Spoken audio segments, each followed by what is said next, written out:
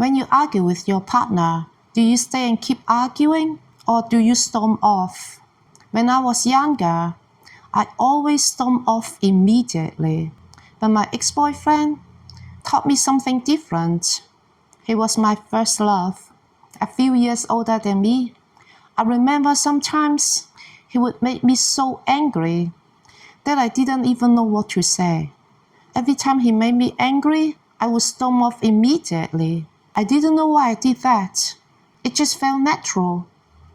And somehow, there were always taxis around, so I would just jump into one. He would beg me not to leave, but I didn't care.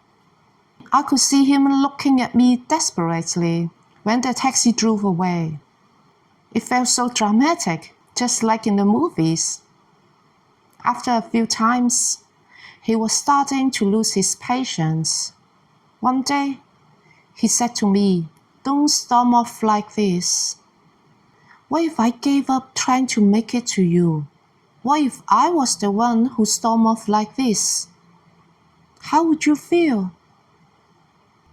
That was a big click moment for me.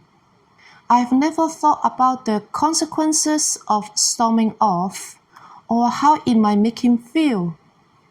In that moment, he taught me something very important: empathy. Putting yourself into someone else's shoes. And I realized I was being very childish and self-centered. Since then, I've never stormed off in any situation in my life.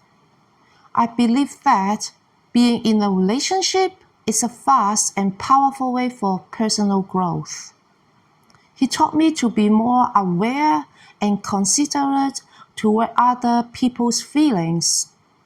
But as I grew older, I also realized that empathy shouldn't mean losing yourself. Setting personal boundaries is the key to maintaining healthy mental health. I think many of us are still learning how to balance both. What I'm trying to say is, empathy is important, but never forget to take care of yourself too. If you like, maybe we can talk about personal boundaries in the future. Bye bye.